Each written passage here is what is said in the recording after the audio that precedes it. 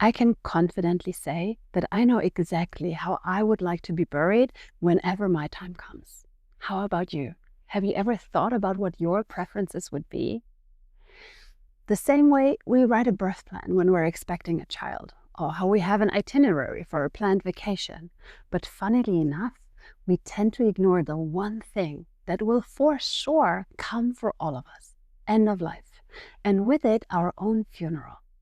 In today's episode, the last episode of my End of Life Essential series, I will walk you through all the burial options available in Germany, about the pros and cons, the costs that are involved, and also, after watching this video, you will have a really good idea of all the preferences that you can write down to make life so much easier for your loved ones whenever your time comes.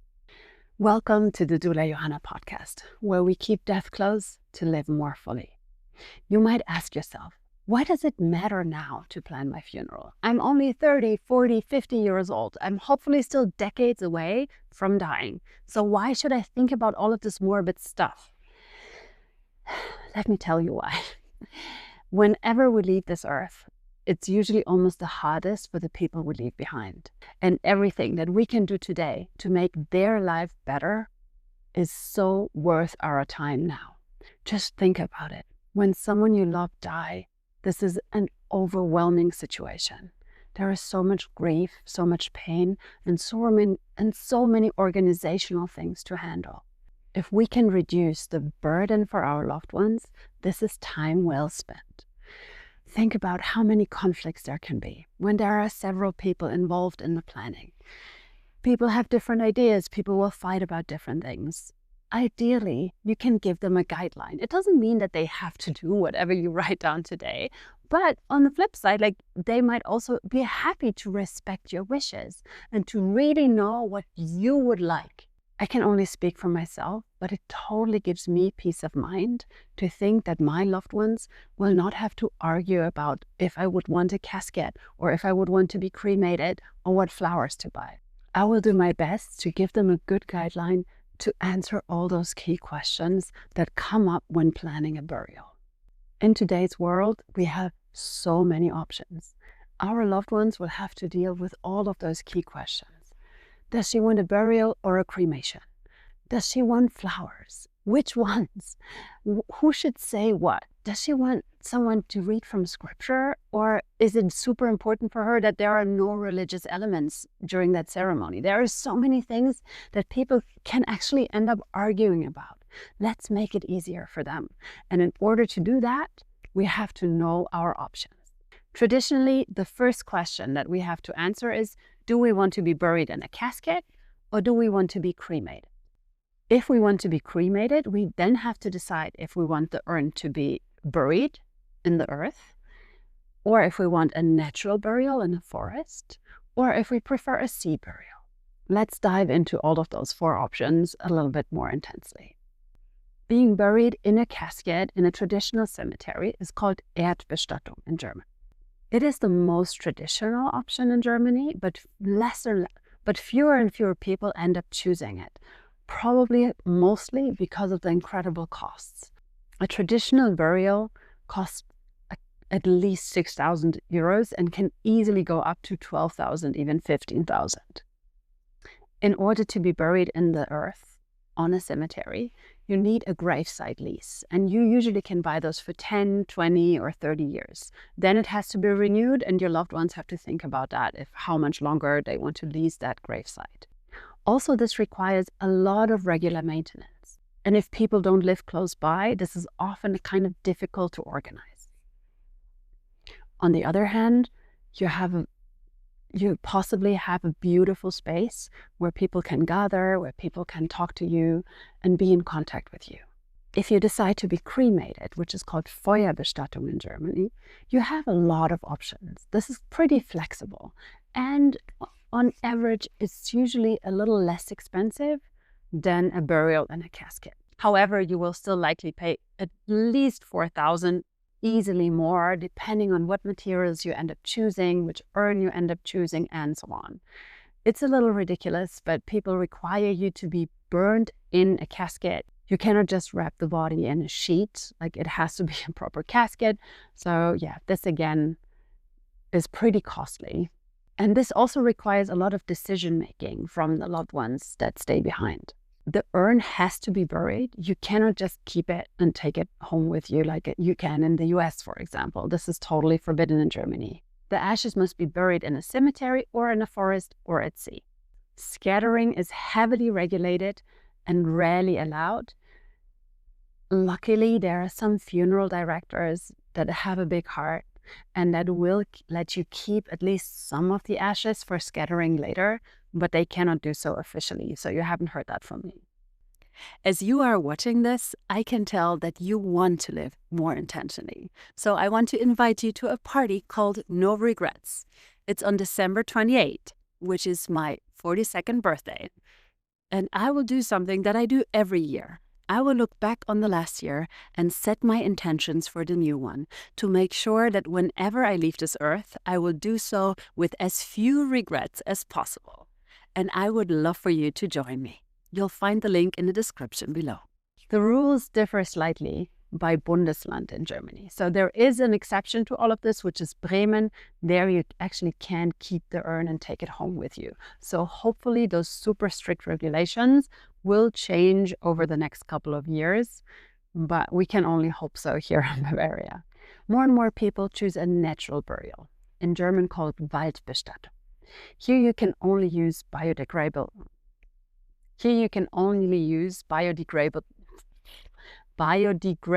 urns, which makes sense because they will be buried in a forest. I feel like every year there are more and more of those forest cemeteries popping up because more and more people feel so attracted to this option.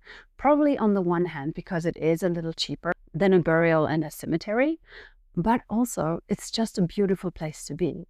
A lot of people enjoy being in the forest. They love the serenity and the peace, and they, on the one hand, enjoy thinking about their remains being buried there, and also for their loved ones to have this beautiful place to come to.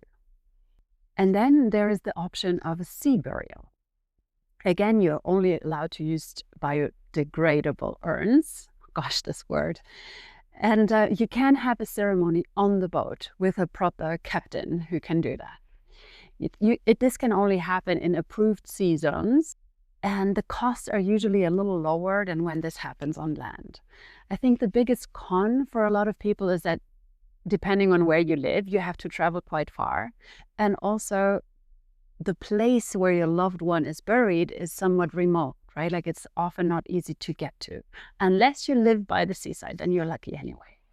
It wouldn't be the 21st century if you wouldn't have a lot of unusual options, like a diamond memorial, for example, where some of the ashes are pressed together over the course of 6 months to create an actual diamond. Someone can wear them in a ring or around a necklace.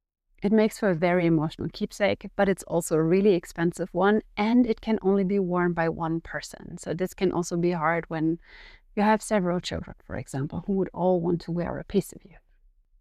You might not believe me, but there is also apparently an option of a space burial where some of your ashes can be sent to space. However, I heard a couple of really terrible stories where the rocket actually didn't really make it, and it was a ton of money for very little peace of mind. I think this might improve in the future. If that speaks to you, you can look into it. And another option that people rarely talk about, but which is so highly needed, is the option of body donation to science, where medical students will end up learning anatomy on your body. I think this option is probably not easy for the people who remain, right? Like to think that your loved one lies on a table somewhere and a couple of medical students cut them into pieces. Like this is not easy to stomach. But for people who are really interested in research and supportive of research, for them it might actually feel like, okay, their body will still continue being like meaningful after they are gone. Also, working for different medical faculties in Germany over the last 15 years, I can assure you that these bodies are really handled with a lot of care and respect. And once the anatomy courses are done, the remains get cremated and buried in a certain area on a cemetery.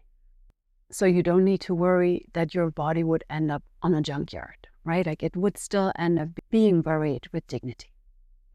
Another benefit of this option is that it's free, but you need to pre-register and be accepted before you die. So let's look at this overview.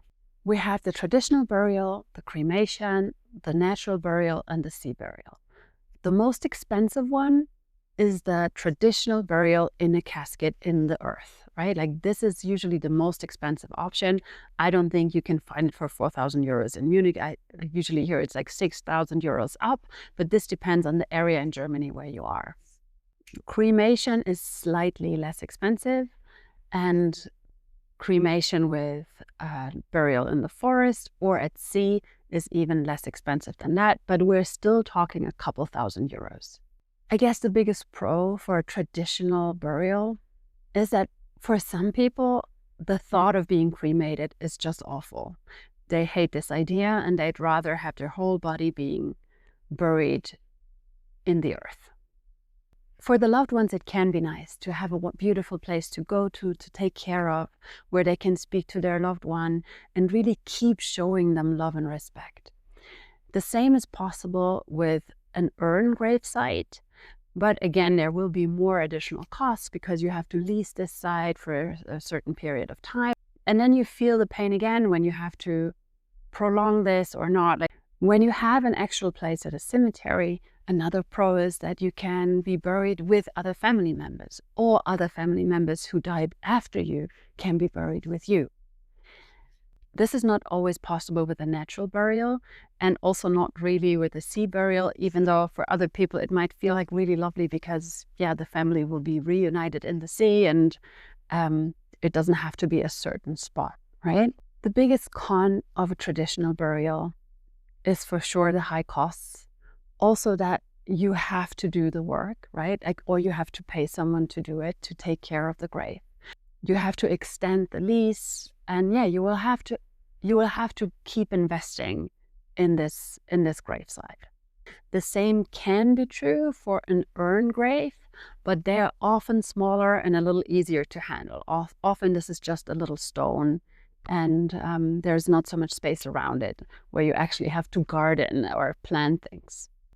When you're buried in the forest, then usually there is no maintenance at all. However, you also don't always have a site that is specifically for you. Depending on which forest you choose, you will all get like a little name tag on a tree, or your loved ones will just have an area where they know that your urn is buried, but there will be no name tag. And this is even exaggerated with a sea burial. There's obviously no name tag, and yeah, it can sometimes feel a little sad for the loved ones that they don't have this fixed place where they can go to. On the other hand, they might love the sea even more. When you sit down to plan your own funeral, you have those different categories to go through. The first category is, what type of burial do you want, right? Do you want a burial or a cremation? What feels right for you? Would you like to be buried on a cemetery, in the forest, or at sea?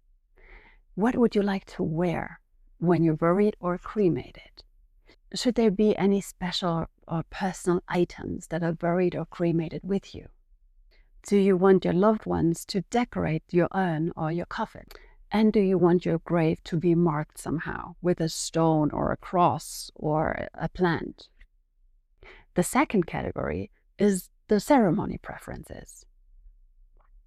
And here you can ask yourself so many questions, right? Like, what tone would you like for your ceremony? Would you want it to be rather quiet and warm, or celebratory and loud? Do you want it to happen indoors or outdoors?